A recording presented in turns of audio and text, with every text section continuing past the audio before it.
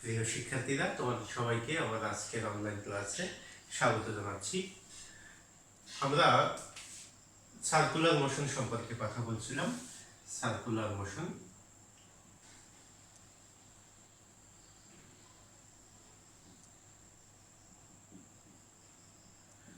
Circular motion বা বৃত্তীয় গতি, তাই না? বৃত্তাকার গতি সম্পর্কে আমরা কথা বলছিলাম। আমরা গত ক্লাস পর্যন্ত রৈখিক বেগ এবং কৌণিক বেগ নিয়ে কথা বলেছি। আজকে আমরা রৈখিক বেগ এবং কৌণিক বেগের মধ্যে একটি সম্পর্ক আছে, সেই সম্পর্কটি কি তাই দেখার চেষ্টা করব। দেখো, আমরা মনে করছি এটি একটি বৃত্ত, অবশ্যই বৃত্তের একটি কেন্দ্র থাকবে, তাই না? বৃত্তের একটি কেন্দ্র থাকবে এবং এই বৃত্তের পরিধির উপরে কোনো একটা জায়গা থেকে একটা বস্তু আমরা মনে করি গতিশীল আছে। একটা বস্তু গতিশীল আছে কোন দিকে? বস্তুটি গতিশীল আছে ঘড়ির কাঁটার ঘূর্ণনের বিপরীত দিকে। ঘড়ির কাঁটা কোন দিকে ঘুরে বলো? ডান দিকে, তাই না? এইভাবে ঘুরে ঘড়ির কাঁটা, এদিকে ঘুরে, তাই তো? এইবার এদিক থেকে। তো আমরা মনে করছি যে যে বস্তুটি এখন ঘুরবে সেই বস্তুটি ঘড়ির কাঁটার বিপরীত দিকে এদিকে ঘুরবে, ঠিক আছে? এবং এই বস্তুটির একটি বেগ আছে, আমরা ধরছি বস্তুটির বেগ হলো ভি। অর্থাৎ ভি কি? ভি হলো রৈখিক বেগ, তাই না? মনে করি যে বস্তুটি ভি রৈখিক বেগে গতিশীল আছে এবং এবং বস্তুটির কেন্দ্রের দিকে একটি কেন্দ্রমুখী বল ক্রিয়াশীল আছে বলে ধরে নিচ্ছি, ঠিক আছে? এই যে কেন্দ্র থেকে পরিধি পর্যন্ত এর যে দূরত্ব, অর্থাৎ এর যে ব্যাসার্ধ মনে করি আর ব্যাসার্ধ আর, তাহলে আর ব্যাসার্ধ বিশিষ্ট বৃত্তাকার পথে একটি বস্তু ঘড়ির কাঁটার বিপরীত দিকে ঘূর্ণায়মান আছে বলে আমরা ধরে নিলাম, ঠিক আছে? তাহলে আমরা কি বের করবো আজকে? আমরা বলছি রৈখিক বেগ এবং কৌণিক বেগের মধ্যে একটি সম্পর্ক আছে, সেই সম্পর্কটি আমরা নির্ণয় করার চেষ্টা করব। রৈখিক বেগ এবং কৌণিক বেগের মধ্যে যে সম্পর্কটি আছে তা হলো এরকম: ভি ভেক্টর সমান ওমেগা ভেক্টর ক্রস আর ভেক্টর, যেখানে ভি হলো রৈখিক বেগ, ওমেগা দ্বারা আমরা বোঝাচ্ছি কৌণিক বেগ এবং আর ভেক্টর আমরা বললাম যে ব্যাসার্ধ ভেক্টর। যে বৃত্তাকার পথে ঘূর্ণায়মান আছে তার ওই বৃত্তের ব্যাসার্ধ হলো আর, ঠিক আছে? তাহলে আমরা কি বললাম যে আর ব্যাসার্ধের বৃত্তাকার পথে একটি বস্তু ঘড়ির কাঁটার বিপরীত দিকে ভি বেগে, হ্যাঁ, ভি রৈখিক বেগে ঘূর্ণায়মান আছে, ঠিক আছে না? তো আমরা বলছি যে বৃত্তাকার পথে ঘূর্ণায়মান আছে। আমরা শিখেছি যে একটা বৃত্তের পরিধি কি সমান কত? বৃত্তের পরিধি সমান হলো 2πr, তাই না? একটা বৃত্তের পরিধি হলো 2πr। তো বস্তুটি যদি একবার ঘুরে আসে, বস্তুটি যদি একবার সম্পূর্ণ পথ পরিভ্রমণ করে, তাহলে সে কতটুকু রৈখিক দূরত্ব অতিক্রম করবে? 2πr রৈখিক দূরত্ব অতিক্রম করবে। তাহলে বস্তুটি যদি 2πr রৈখিক দূরত্ব অতিক্রম করে, এই পরিধি বা 2πr যদি আমরা মিটার বলি, তাহলে 2πr মিটার অতিক্রম করতে তার কত সময় লাগবে? তার একটা সময় লাগবে নিশ্চয়ই। তাহলে কত সময় লাগবে? আমরা ধরি যে 2πr পথ অতিক্রম করতে, অর্থাৎ রৈখিক দূরত্ব অতিক্রম করতে বা রৈখিক সরণ, এই 2πr যদি রৈখিক সরণ হয়, তাই না? তাহলে এটা অতিক্রম করতে কতটুকু সময় লাগবে? আমরা মনে করছি টি সময় দরকার হবে, ঠিক আছে? যে 2πr পথ অতিক্রম করতে বস্তুটির টি সময় প্রয়োজন, তাই তো? আবার দেখো, আমরা বলেছিলাম যে কৌণিক বেগের ক্ষেত্রে তোমাদের মনে থাকার কথা যে টি পর্যায়কালে অর্থাৎ একটা বৃত্তের সম্পূর্ণ পথ, একটা বস্তুর বৃত্তাকার পথে সম্পূর্ণটুকু ঘুরে আসতে যদি টি সময় লাগে, তাহলে সেই টি কে আমরা কি বলি? পর্যায়কাল। এবং বলি যে এই এক পর্যায়কাল সময় একটা বস্তু তার কেন্দ্রে কতটুকু কোণ উৎপন্ন করে? কেন্দ্রে 2π কোণ উৎপন্ন করে। থিটা সমান কত উৎপন্ন করে? 2π, তাই না? 2π, অর্থাৎ এই 2π কি? 2π কে আমরা বলি কৌণিক সরণ। 2π হলো কৌণিক সরণ। তাহলে টি সময়ে বা টি পর্যায়কাল সময়, এক পর্যায়কাল সময় একটা বস্তু বৃত্তাকার পথে কতটুকু কৌণিক সরণ ঘটে? 2π। তাহলে রৈখিক সরণ আমরা পেয়েছি 2πr। কোন সময়ে? টি সময়ে। একই সময়ে বস্তুটির কৌণিক সরণ হলো 2π। এখন কথা হলো যে কৌণিক বেগের সংজ্ঞা আমরা কি শিখেছিলাম বলো? কৌণিক বেগের সংজ্ঞা কি বলেছিলাম? যে কৌণিক বেগের সংজ্ঞা হলো যে যে সময়ে বা ক্ষুদ্র সময় ব্যবধানে আমরা বলেছিলাম, তাই না? ক্ষুদ্র সময় ব্যবধানে যতটুকু কৌণিক সরণ ঘটে, সময় সাপেক্ষে যতটুকু কৌণিক সরণ ঘটে তাই হলো কৌণিক বেগ। তাহলে কৌণিক বেগ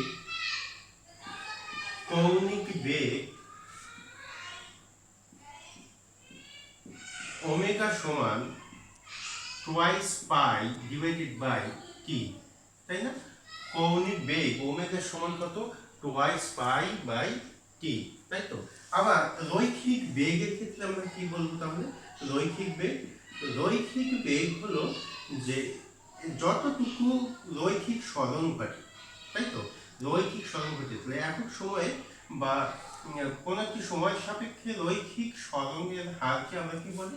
রৈখিক বেগ। তাহলে রৈখিক বেগ, আমাদের রৈখিক সরণ ছিল কত? টোয়াইস পাই আর। রৈখিক সরণ ছিল টোয়াইস পাই আর। তাহলে আমাদের বেগ, রৈখিক বেগটা হবে twice pi r divided by T. ঠিক আছে? আচ্ছা, যদি তাই হয়, এখন দেখো তো আমরা এই সমীকরণ, এটাকে যদি আমরা 1 নং সমীকরণ বলি, এটাকে 2 নং সমীকরণ বললাম, তাহলে এই 2 নং সমীকরণে 1 নং সমীকরণের সাথে কোনো সম্পর্ক আমরা মিল করতে পারি কিনা দেখো তো। আমরা এইখানে টোয়াইস পাই বাই টি মানে কি? টোয়াইস পাই বাই টি মানে হলো ওমেগা বা কৌণিক বেগ। তাহলে এই টোয়াইস পাই বাই টি এর পরিবর্তে আমরা কি ওমেগা লিখতে পারি না? তাহলে ওমেগা আর সাথে আমাদের কি আর আছে। এটাই কিন্তু আমাদের রৈখিক বেগ এবং কৌণিক বেগের মধ্যকার সম্পর্ক। রৈখিক বেগ এবং কৌণিক বেগের মধ্যকার সম্পর্কটা কি?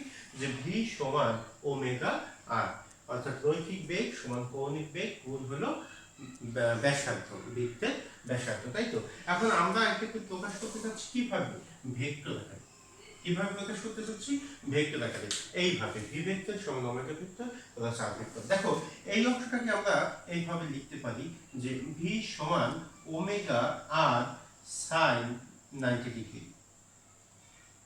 Sign 90 degree.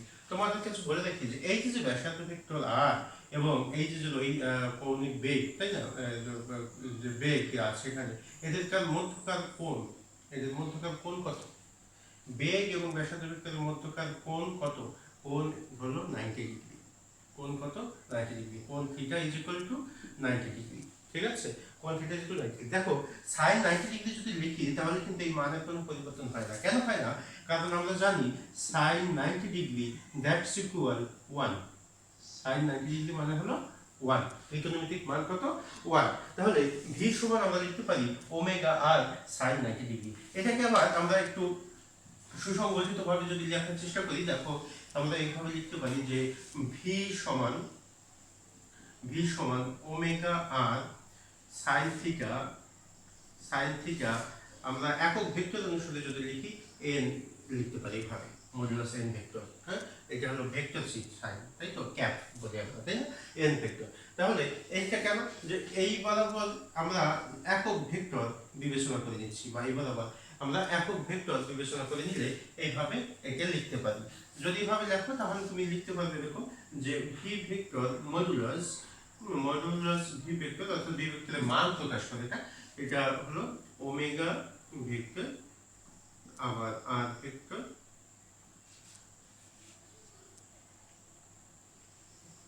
ক্রস এইভাবে। তো এইটা সমান আমরা কি লিখতে পারি বলো? এটাকে আমরা একবারে লিখবো, সরি, হ্যাঁ।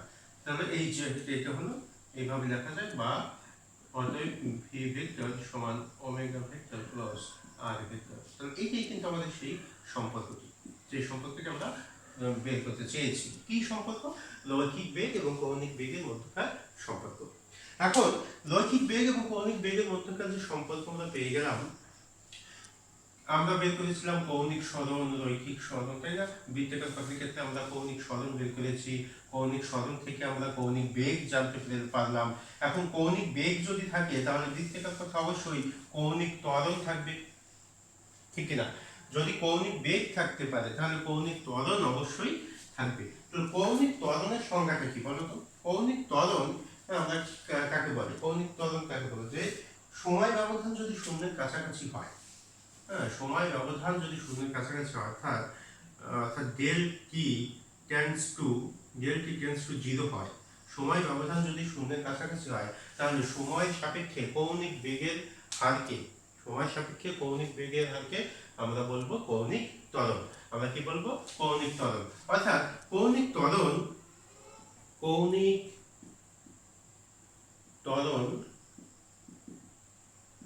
ত্বরণকে আলফা দ্বারা প্রকাশ করা হয়। মনে রাখবে, রৈখিক ত্বরণকে আমরা এ দ্বারা প্রকাশ করি, আর কৌণিক ত্বরণকে আলফা দ্বারা প্রকাশ করা হয়। তাহলে কৌণিক ত্বরণ আলফা সমান আমরা লিখতে পারি limit del t tends to 0 del এটা কথা বলছি কৌণিক বেগ, তাই তো? তাহলে del omega divided by del t।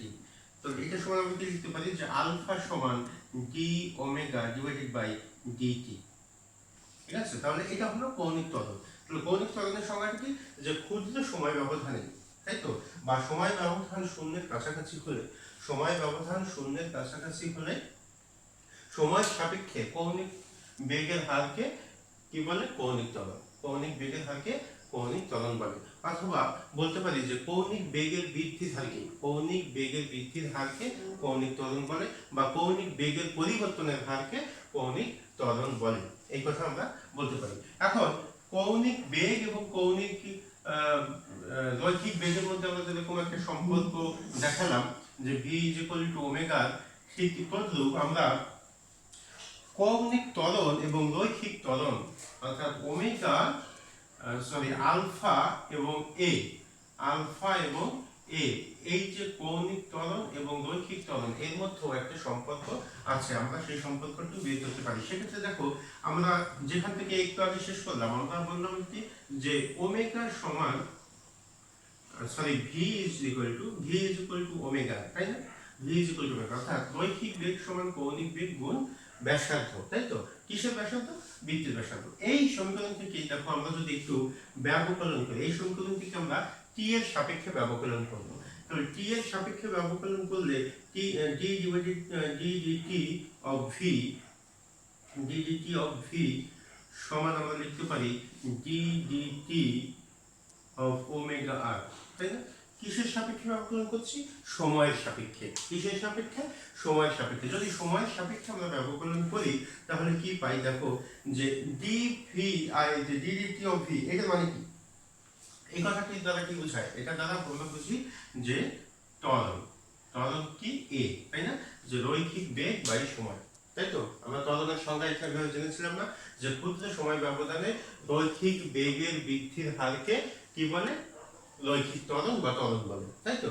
তাহলে dv বাই dt এটার পরিবর্তে আমরা লিখতে পারি ত্বরণ a, এটাই হলো ত্বরণ, তাই তো? আচ্ছা, ত্বরণ a সমান, এখন দেখো এইখানে আমাদের এরকম একটা সূত্র আছে ক্যালকুলাসে, আমি তোমাদের আগে জানিয়েছি যে d dx of ab যদি হয় তাহলে এটাকে আমরা এইভাবে লিখতে পারি যে a d dx of b plus b d dx of a। ঠিক আছে? তাহলে এটা আমরা ক্যালকুলাস অনুসারে ক্যালকুলাসের একটা সূত্র, তাহলে ডিফারেন্সিয়েটের একটা সূত্র। তাহলে আমরা এই সূত্রটা এখানে প্রয়োগ করতে পারি। দেখো এইভাবে আমরা কি লিখব যে omega d dt r plus r d dt of omega. Okay? আচ্ছা, তাহলে এখানে আমরা কি লিখতে পারি যে বা a সমান, এখন r কি? r হলো ব্যাসার্ধ, তাই না? কার ব্যাসার্ধ? বৃত্তের ব্যাসার্ধ। তো বৃত্তের ব্যাসার্ধ বৃত্তের পরিধির যে কোনো অবস্থানে কিন্তু একই থাকে, তাই না? একই থাকবে। যে কোনো জায়গা থেকে, বৃত্তের কেন্দ্র থেকে পরিধির উপর যে কোনো জায়গায় তুমি যদি রেখা টানো তাহলে ব্যাসার্ধ সব সময় আরই থাকবে। আর একটি অপরিবর্তিত রাশি, তাই তো? ব্যাসার্ধ সব সময় একই থাকবে, অর্থাৎ ব্যাসার্ধ কি? ধ্রুব রাশি, কনস্ট্যান্ট রাশি। যদি ধ্রুব রাশি হয়, আমরা জানি যে কোনো কনস্ট্যান্ট রাশি যদি আমরা ডিফারেন্সিয়েট করি, ডেরিভেটিভ করি, তাহলে কি হবে? শূন্য, তাই না? তাহলে ওমেগা প্লাস আমরা পাচ্ছি এখানে কি? শূন্য। ddt অফ r মানে শূন্য, প্লাস এখানে r থাকছে, আর d ওমেগা dt, এটার মানে কি? একটু আগে আমরা শিখে আসলাম, এটার মানে হলো কৌণিক ত্বরণ। এটার কথাটির অর্থ কি? কৌণিক ত্বরণ। আমরা একটু আগে শিখেছি যে কৌণিক ত্বরণ আলফা সমান d omega divided by dt, তাই তো? তাহলে এইটুকুর পরিবর্তে আমরা কি লিখতে পারি? ওমেগা লিখতে পারবো, তাই না? বা অতএব a সমান, তাহলে এই অংশটা 0 হয়ে যায়, এটা আমাদের দরকার নেই, আর এটার পরিবর্তে আমরা লিখতে পারি কি? আলফা। তাহলে আলফা আর লিখতে পারি, আরটা আমি পরে লিখতে পারি, আলফা আর লিখতে পারি, তাই না? বা আর আলফাও লিখতে পারে, যেভাবে লিখছে। তাহলে এটা কি? এটা হলো আমাদের কৌণিক কৌণিক ত্বরণ এবং রৈখিক ত্বরণের মধ্যকার সম্পর্ক। সম্পর্কটা কি পেলাম তাহলে? এ সমান আর আলফা, তাই তো? এটা হলো কিসের সম্পর্ক? কৌণিক ত্বরণ এবং রৈখিক ত্বরণের মধ্যকার সম্পর্ক। আশা করি সবাই বুঝতে পেরেছো। তাহলে আমাদের আজকের ক্লাস এ পর্যন্তই। তোমাদের সবাইকে ধন্যবাদ জানাচ্ছি।